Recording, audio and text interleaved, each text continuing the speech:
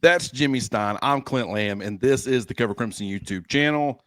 Jimmy, we've reflected on the Georgia game. Obviously, a massive win for Alabama, but it is time to turn the page. I feel like last year, these conversations, they went to Thursday and Friday. Why? Because a lot of people probably didn't take Vanderbilt as seriously as they should have, and Alabama paid for it dearly. But we're not doing that this week. It's Wednesday. We've already started previewing Vanderbilt a little bit, but we're going to continue today. We'll start off with Vanderbilt's offense, Diego Pavia going against Alabama's defense. What do you think about that matchup with Pavia coming in Tuscaloosa? Well, it makes me anxious, nervous. Anxiety is a word Nick Saban likes to use, so I'm going to use that one.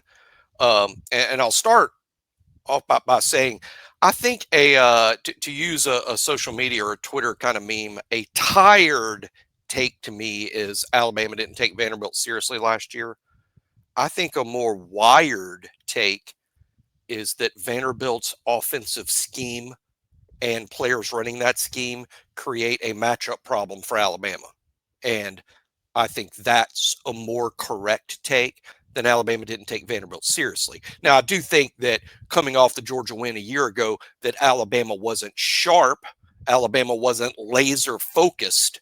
But I think that's a little different than, quote, taking someone lightly or not taking them seriously. I mean, you played a lot of football in your life, and I admittedly didn't, Clint. But I would imagine that even when you played the worst opponent on let's just say when you're at Athens, on Athens' schedule, whoever your worst opponent is, if you didn't take them seriously, you were going to get punched in the mouth and run right over. I mean, you might not have gotten up for the game as much as you did for the biggest game, but you took every game seriously because you're a competitor, because it's fun. And the other team's got some guys and they got some talent. And if you can get embarrassed if you don't take it seriously. So I think it's Alabama not being laser focused, sure. But the bigger problem to me, leading back to your question, Diego Pavia and the Vanderbilt offense, I think it creates issues for Alabama more so than other types of offenses create issues for Alabama, just simply because so much is placed on the front six. Alabama's only got 3 defensive linemen and 3 linebackers. The front six have to do their job really well, or you're not going to be able to defend this type of offense. Vanderbilt, I think, is just sort of built for what they do well. Is what so far under Kane Womack, Alabama has not done well. And to me, it's a matchup issue, primarily schematically, but give a lot of praise to Diego Pavia, who runs that offense like a maestro. Yeah, I mean, I think he's playing just incredible football right now. First of all, you're going to see a lot of different personnel packages. You're going to see 11, you're going to see 12, you're going to see 21 with 2 running backs and 1 tight end. You're going to see some 30 with 3 running backs and no tight ends. They spread the wealth as far as their rushing attack. They get a lot of different guys involved, and we'll be talking about a lot of those players. Cedric Alexander, MK Young, AJ Dewberry. They have a number of different players they will get carries, but at the same time, Diego Pavia is also the primary ball runner in that offense, but he's also throwing the football extremely well. Like when you look at the numbers, averaging 9.6 yards per attempt, that ranks number 13 in the country. You talk about passing touchdowns, he's tied for 5th, but you talk about pass attempts per game, and he's averaging 25.2, which is ranked number 88. So not a ton of volume in the passing game, but they're doing a very good job of mixing up just a very diverse run game with those shot opportunities downfield. And not only is Pavia hitting those at a more consistent rate than he did a year ago, but you've got guys who can go get those balls. This wide receiver room for Vanderbilt's very good. So Alabama defensively, they do have their work cut out for them. And, I'll be curious. Now, there is something, it's like I said in the last episode, when you are facing 21 personnel, 12 personnel, 30 personnel, you are going against what is considered a more run heavy look. Alabama was facing a lot of those looks last year. They never got out of a 4-2-5 package. Yeah. Was that because they felt like that was the best as far as the perimeter and what Vanderbilt kind of like to do as far as stretching you east and west? Or was that they were like, hey, we're going to get in base, we're going to outdo these guys, and that's where I think they probably thought, okay, we don't have to match the personnel in a lot of these situations. We can kind of do what we do because Vanderbilt is kind of coming up short as far as the talent, and maybe they underestimated that talent. At the same time, though, that whether that was a problem last year or not, it will not be a problem this year. Now, if they go out there and they pretty much strictly play 4-2-5 personnel again, that will tell me they feel like that was the best looks for what Vanderbilt does offensively. If they start changing up the looks, that will tell me, A, one, that they had learned their lesson, and two, last year's approach probably was not the correct approach. No, Pavia, here's the thing about what Vanderbilt does. I think a lot of fans, and I'm including myself here in this, I think we say, well, an offense that features an athletic quarterback that runs a lot of option plays, we always call that an RPO, like they're RPO heavy. Well, I think a lot of times what we're describing as fans is actually a play where the quarterback takes the ball and he reads usually a defensive end and he makes the decision to keep the ball or pitch the ball. So it's not really an RPO because there's no pass option there. It's just a read option. A read option. You take the P out. It's the read option, meaning the quarterback is keying on a defender and the quarterback's going to keep the ball or he's going to pitch the ball. And we've just gotten kind of lazy, all of us, and just call that RPO. Well, Vanderbilt runs true RPOs. There's a snap, and then Pavia's got multiple options. He can keep it. He can pitch it. He can throw it.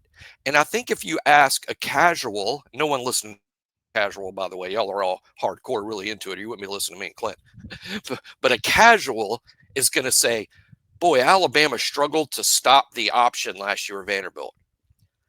They really struggled to stop the RPO. Pavia was, and this is going to blow people away that don't remember how the game played out. Pavia was 16 of 20 for over 230 yards. 2 touchdowns and no interceptions against Alabama. He passed Alabama silly. It was the throws. He didn't rush for 200 yards. I think if you ask a casual, how many yards did Diego Pavia rush for against Alabama? They're going, 150? Oh, no, he did it with his arm. It's because he runs that RPO like a maestro, and he's always making the correct decision. It makes him very, very difficult to defend. You can do everything perfectly, and he still gets you because he's just really good at it. It's a very tough thing to defend when the quarterback's making a lot of good decisions. He got on a heater that day. Now, in terms of defending it, I couldn't agree more with Clint. And here's good news for Alabama fans. I think last year Alabama sort of rolled their package out there, and that's just what they did. I guess it was because it was year one. It was a new language. It was the 5th game of the year. You're still teaching the guys the defense and the scheme. And it was just simple. I remember even some film guy somewhere talking about how simple it was. I think it was simple by design. And by the way, Alabama fans for years have been asking that the defense be simplified. Well, how'd you like that? It was simplified. And this year, Kane Womack has been more creative in the packages. Alabama has shown a willingness to play with just 4 DBs on the field. They're primarily in the same 5 DB thing we saw almost exclusively a year ago. We've even seen Alabama in dime. I guess that happened last year. I just really don't remember if it did. If it did, it happened just a small handful of plays. But this year, that's not the case. They've been in 4 DBs, 5 DBs, and 6 DBs, a little reminiscent of Saban in that way. So I think, Clint, to get to the last point you made, which is so astute, is I don't think Alabama's going to defend Vanderbilt the same way. I predict Alabama will be more multiple, not as a response to Vanderbilt, but just because that's kind of what they've been doing all year now. It's interesting. I do think there are some similarities, not in what they called, but how they won. Vanderbilt against Alabama's offense compared to Alabama's offense against Georgia's defense this past weekend, because a lot of it was like, you look at the number of carries, Vanderbilt rush, they had 54 carries in the game. Pavia had 20 carries. Cedric Alexander had 21 carries. I mean, they ran the ball a ton, but they ran for 166 yards, 3.1 yards per carry. Did get a couple of touchdowns there on the goal line, but for the most part, it was their willingness to run the football and then their ability to, it didn't really matter. It could be third and short, third and medium, maybe some third and longers. Their efficiency on third down allowed them to sustain drives. A lot of people remember the number of rush attempts. They remember some timely pickups as far as, hey, it's 3rd and 3. Diego Pavia is picking up a first down for the win or something like that. So it was the timing of some of those runs, but more so it was the efficiency in the passing game and being able to win on third downs where Vanderbilt was able to sustain drives, long, keep Alabama's offense off the field. Alabama's offense put up 35 points in that game. Vanderbilt put up 34-ish because right. they, obviously one of those was a pick six. So, that's one of those things where I understand where people are coming from when it comes to how they perceive that game. But yes, I completely agree with you. It was not this dominant rushing performance on the ground that people make it out to be. But I will say this year, the number of running backs that they're using, they're keeping guys fresh. They got guys who can make explosive plays. I mean, I think against Virginia Tech, MK Young was very efficient, very effective. In fact, I got some of his, let's see. So, okay. He had a 62-yard run against Virginia Tech. He had a 60-yard run against Georgia State. So of his 211 rushing yards this year, 122, close to 60% of those came on 2 rushes. Snaps. You look at guys like Lassiter. I mean, Lassiter has been a player who has not gotten a ton of opportunities, only 8 carries on the year, but he has been playing meaningful snaps. He played early against South Carolina on the road, but I would probably consider him their RB4.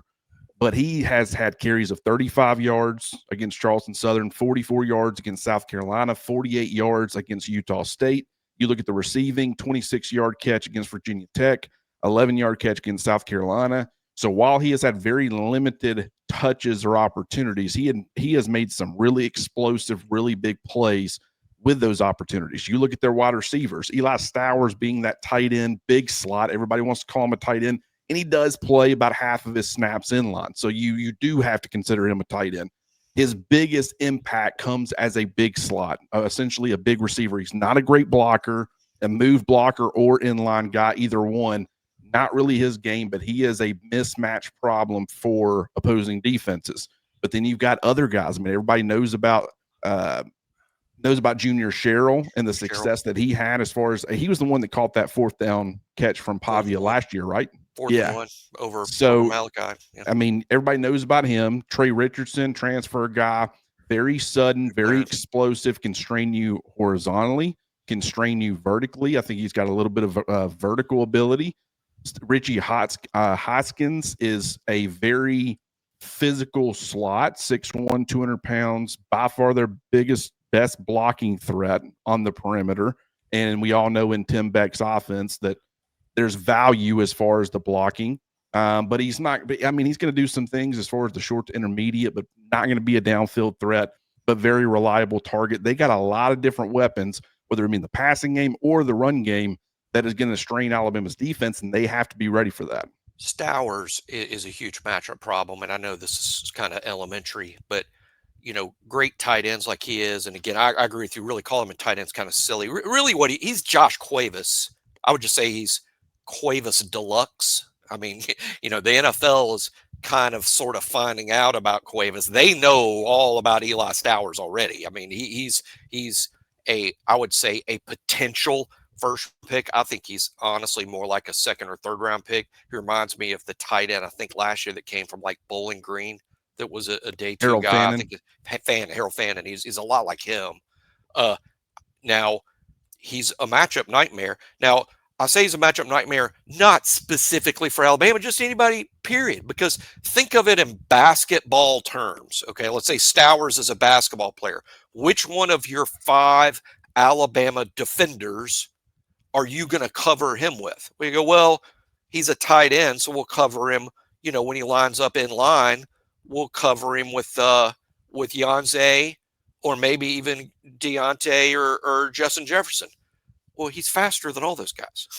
He's faster than all. How are they going to cover him? He's faster than they are. You say, okay, well, okay, he's too fast for them. We'll have to cover him with the DB. Deshaun, Keon, he's bigger than those guys. He's bigger. He's going to catch the ball and truck them. That's why he's a difficult matchup. You could say the same about a lot of tight ends, but Stowers is, like I said, Josh Cuevas deluxe. He had a big game against Alabama a year ago. Alabama had a very difficult time with him.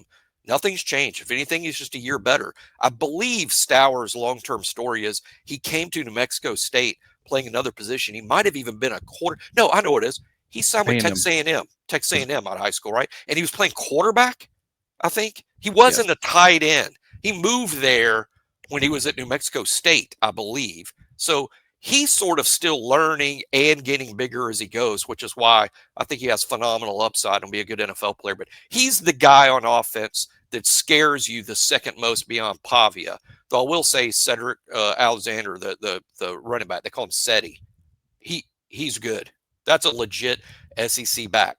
And I say all that to say the real reason Vanderbilt is now suddenly a quality SEC football team is they're much better at the line of scrimmage. They're much better at the line of scrimmage than they used to be. They used to just not be able to match up front with Alabama, Georgia, Tennessee, LSU. They would get overwhelmed when they played the really good SEC teams up front. They don't anymore. They can match up there, thus allowing the skill players to show out. And you got to give Pavia the most credit for turning Vandy into what they are right now. You got to give him the most credit on the field, but they're good everywhere. It's not just the Diego Pavia show. They got some other dudes. You did a good job of going over that. Yeah, Eli Stowers, I would say he's not Kyle Pitts exactly, but in the same way that like a lot of people, they were like, okay, Kyle Pitts plays tight end, but he's really just a big wide receiver in a tight end's body. But then when you actually went and looked at the usage, a lot of his snaps were in line. Like he wasn't a pure flex guy. Eli Stowers is very similar, where he'll be viewed as more of just a big wide receiver. Now, Kyle Pitts lined up a lot more on the perimeter than Eli Stowers does, but Stowers is pretty much a big slot, and they will use him as a tight end because they use multiple different bodies at tight end. Cole Spence is their primary inline guy. You got a guy by the name of Emmanuel Odabe, who is 6'4" or 6'5". He's 270 pounds. He's a big body dude. He's more of an inline guy. They got that fullback tight end, 6'1", 250, and Gabe Fisher.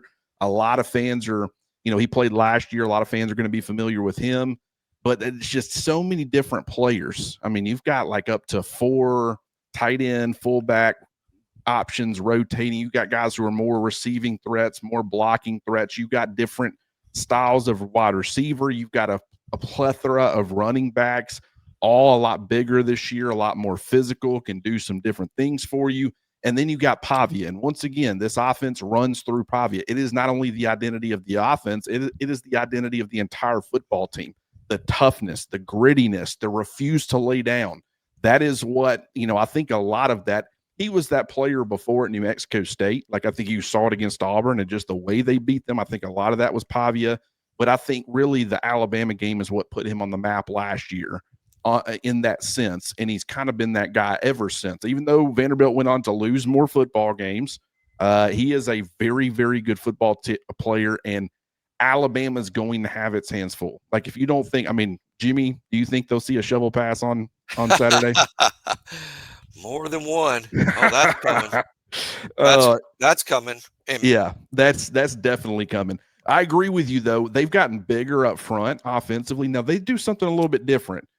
Most people, you have your left tackle, your left guard, right tackle. They have what's called the quick tackle, quick guard, and strong guard, strong tackle, which means they're going to be playing both sides.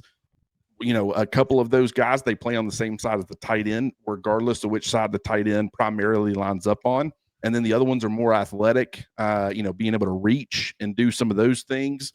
Very athletic group of offensive linemen, but they have gotten bigger. They've got a little bit more pop to their game, a little bit more physicality. And so, and when you look at the rushing success that Vanderbilt has had, it is insane. I have the numbers right here. So they are averaging, and when you look at it, it is pretty much it's off the tight end or it is A gaps. So it is either it's either one of the A gaps or it's off the tight ends. That has been 189 yards off the left end, 168 yards in the left A gap, 222 yards in the right A gap, and 143 yards off the right end. So Tim Keenan is going to be very, very important in this game because he is an A gap player and he can plug both of them. His ability to two gap, it has been a problem and will continue to be a problem for opposing offenses. While they do a lot of this perimeter stuff and they use motion to create, some mismatches as far as pulling guys out of the box and doing all that, they like to hit the A gaps pretty hard. And Tim Keenan, that is where he wins. Hopefully, he's closer to 100% and can play. I thought he played fine against Georgia, but be more of the Tim Keenan that Alabama fans are used to. Boy, and Alabama lost Quay Rousseau at a rough time because I think this is a Quay Rousseau type game. I mean, where he's your outside guy. A lot of, like you said, a lot of their plays are on the perimeter and outside the ends. That's where Quay Rousseau lines up, and that's where he's Alabama's best player at that spot and setting the edge and sort of, being the dominant run defender from the Wolf spot. You've lost him and the second best run defender, Jamarian Latham, or 1A and 1B from that spot. And now you're left with a pass rusher. But, Vanderbilt sort of negates the classic pass rusher who lines up on third down, pins his ears back, and gets downhill to rush the quarterback. That person is sort of a dinosaur against a Vanderbilt offense. I mean, you're just not going to sack Diego Pavia as he's deep in the pocket and fails to step up. That's just not a thing that you see Vanderbilt doing. I mean, I'll be surprised if Alabama has more than one sack in the game. But I do think they will tackle Pavia for loss a couple of times, but I wouldn't necessarily call it sacks. I do think that Tim Keenan, like you said, whenever you're facing anybody that runs a lot of RPOs or a lot of zone reads, you have to win the line of scrimmage. You have to win those gaps. You have to win the gaps. And Keenan is probably Alabama's best. Obviously, it's unique that he's got both A gaps, but he's probably Alabama's best player at doing that. You're going to be missing James Smith, who's also fairly good there. Not a great game to miss James Smith, although I do think Edric Hill's athleticism presents an interesting matchup for Vanderbilt because they don't normally see an interior tackle, I think, with his quickness. But, gosh, not a great game to lose Quay Rousseau. A lot is going to be on that linebacking crew.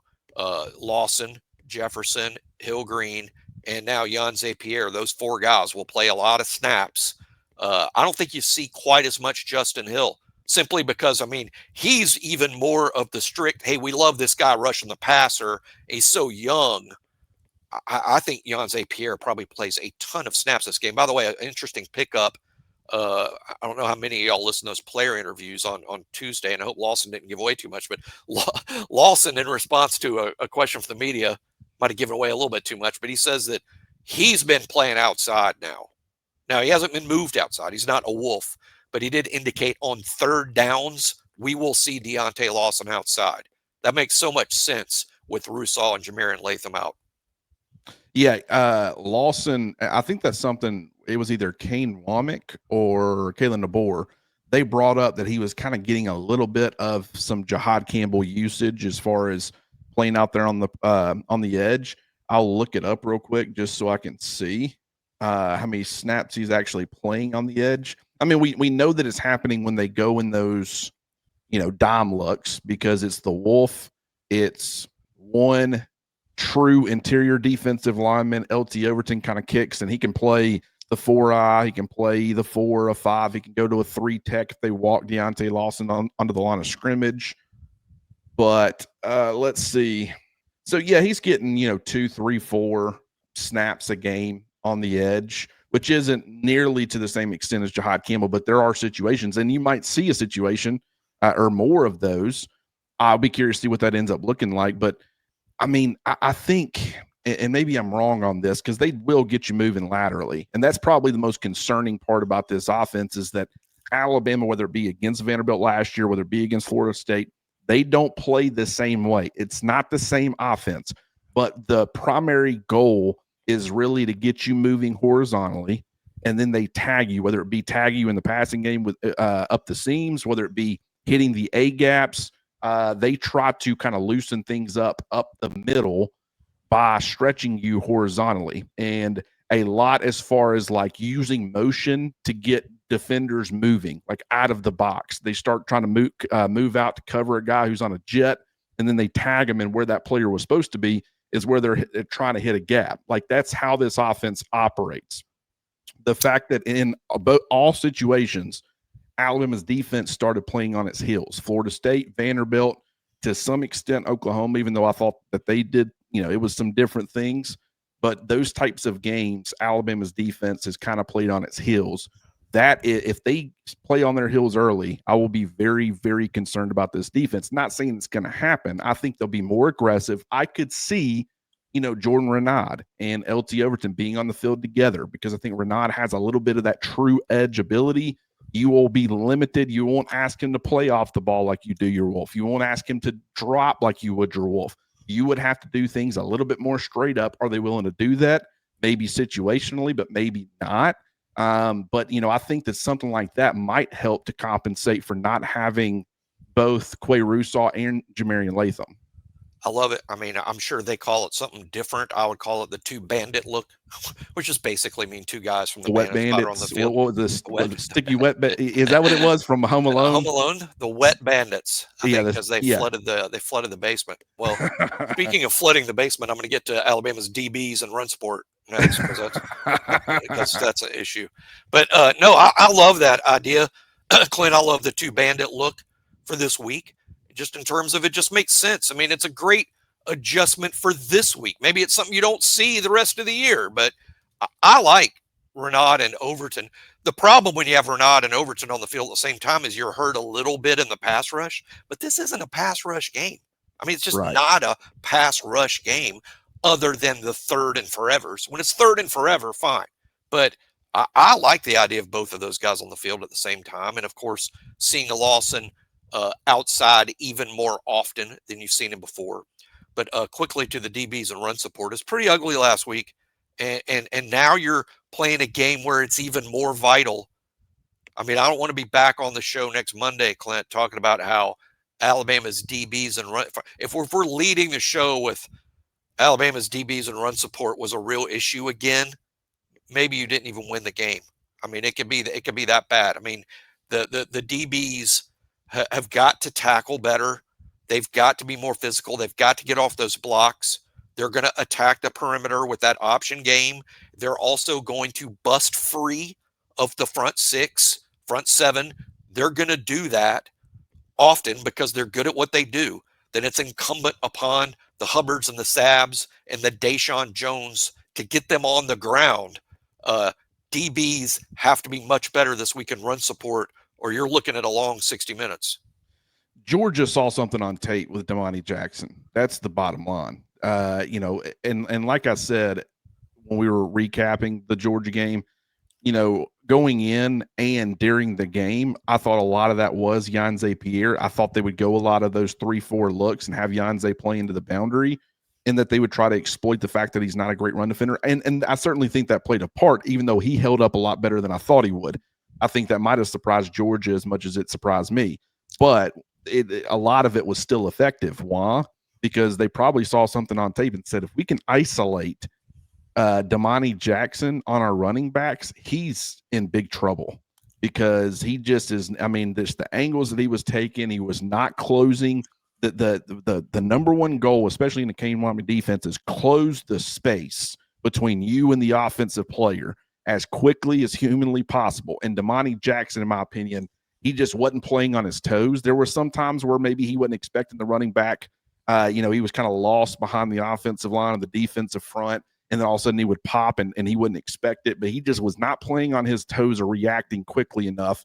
That was a massive problem against Georgia. It will continue to be a massive problem until he gets that fixed, because once you put that on tape For anybody who didn't already have that in their game plan, they're going to figure out ways of how do we get that guy in those situations, especially if you've got running backs like Vanderbilt. You got a bunch of them. I think they got a good variety. I think they're powerful, but there's some elusiveness there. Cedric Alexander is one of the more underrated players in the SEC, in my opinion. So they're going to try to put him in as many of those situations as possible, and they'll be creative. Like Tim Beck is a good offensive play caller, and he knows exactly what he's doing as far as, seeing those mismatches and exploiting it. Alabama's got to have more variety on third down. You don't want to repeat of last year. I think if you change, there were two key factors in that game. The hole that Alabama put itself in early, being down multiple scores. Now when it's like, it becomes 10 times more frustrating when you need a stop defensively because you're down multiple scores. It's not just a matter of, hey, we score, we make it one score, and, okay, we're good now. Like, you're still down. You still have to go out there defensively and get a stop. That creates a lot of frustration, both offensively and defensively, when they're able to play ball control. If you're constantly matching, there's not as much strain because it's like, yeah, they might take 10 minutes to score a touchdown, but we're just going to go down there and score a touchdown too. And then it's going to become who touches the football last. So, like, in that type of game, you still have a chance. When you're down multiple scores, you're in big trouble. I think that impacted the mentality of everything. And then B, third down. And I think that Alabama was way too vanilla on third down. I thought they presented – Tim Beck had that plan designed to perfection to beat what Alabama was doing on third down. They've got to present different pictures and different looks, try to trap Diego Pavia and Vanderbilt. And Pavia, he's a risk taker, and that pays off for him in a major way in a lot of instances. But if you can pop him one or two times where it doesn't, then you can really take control of the game. If you can get a multi-score lead early where Vanderbilt can't run the football like they want to, and Pavia's got to drop back and throw a little bit more than he is used to, that takes away a huge element of what they want to do and who their identity is. Now, they can come back. They came back against Virginia Tech. Not saying that they wouldn't be capable of that, but I'm saying it just puts them out of their comfort zone. I think that's, if you can, that needs to be something that you try to do if you're Alabama. There's a clear pattern of Alabama getting off to good starts and having good games. I mean, it happened again at Georgia. I even talked about how, if you're drawing up a script for Alabama in terms of what's best for the long-term interest of the program, maybe getting behind and coming back to win would be better for them than the other way around, just simply because they haven't done it, haven't shown they can do it under DeBoer. But when they get off to good starts, they generally do well for 60 minutes. I think, like you said, against Vanderbilt, it might be critical to get off that good start to get Vanderbilt out of their game plan, because it felt like Vanderbilt won the chess match last year. When it came down to the chess match part of the game, felt like Vanderbilt won it. They out-schemed, out-play-called, for lack of a better term, Alabama a year ago. You hope that's not the case this year. Alabama's going to know them really well. You have to think this game haunted Kane Womack, and he spent a lot of time on it in the offseason. You would have to think so, because, again, I called it the worst defensive game I'd ever seen Alabama play. That was a little reactionary, but, it's up there. I mean, to give up 40. Now, I know the defense didn't give up the whole 40 because, a pick six, but to give up that many points to Vanderbilt, who isn't typical Vanderbilt, but they were a 6-6 football team. So and the third downs, dude, third downs is where that game was decided a year ago in two ways. First of all, Alabama got Vanderbilt to third down frequently. You rarely see the opposition have 18 third downs. Alabama did a good job. It wasn't like they were just running over Alabama. Alabama got them to third down an impressive number of times. They just didn't stop them enough on third down, only 6 stops. Conversely, I believe, I know we're about to talk about the Alabama offense. The Alabama offense was only 3 of 6. They only got to third down 6 times. Why? Because they were cruising down the field. On first and second down, they didn't even get to third down because they were flying down the field. Milroe and the offense had a pretty good game. Like I said, they averaged 2 points for every 1 minute of possession time. If you possess the ball 30 minutes in a game like you should, that would have been 60 points. And there's no way Alabama loses the game. They only possessed it for 17 minutes and got around, the 34, 35 points. So third down is going to once again decide this game for Alabama. You've got to make the third down stops. I think in a lot of people's heads, they think third down stops means rushing the passer on 3rd and 8. No, I think the third down stops against Vanderbilt are going to be a bunch of 3rd and 3s and 3rd and 4s. And Pavia can keep it. He can throw it. It's why they're so difficult to defend. Yeah, I think that's a great point. And a big difference between this offense, what Alabama's bringing to the table, and we'll be talking more about this when we talk about the offense tomorrow. But to me, one of the key differences is Alabama didn't have the ability to have long sustaining drives. They were a quick strike offense. They had been pretty much. I mean, there were some moments maybe against Georgia where they went on a pretty decent drive or whatever, but they were a quick strike offense, and their ability to control and have long methodical drives, you just didn't see it often enough. So a big problem last year was this stacking of Vanderbilt goes out there for a long, grueling drive. Alabama's offense goes out there and they counterpunch, but they counterpunch too quickly, and now your defense is right back out there. And now by the end of the game, they are just flat out. I mean, like once again, as soon as they kicked that football off and did an onside kick it, I said, this game is over. There's no way, based off how this thing is played out, were they going to get a key stop when they needed to at the end of that game. And, that is something that where if Alabama, though they're not running the football with ease or anything, even though I do think they could end up having some success running the football a little bit better than we think against Vanderbilt. I think it's more so their ability to convert on third downs. It's the efficiency with which the passing game can play with. They can have those longer sustaining drives and, help keep the defense off the field. If the defense does have a long drive or they give up a long drive, will give them a chance to kind of regroup on the sidelines, catch their breath a little bit, and you go on a long sustaining drive that ends up scoring a touchdown. And now, you give your defense a better chance. They did not play complementary football nearly well enough last year. And I think that was a massive problem.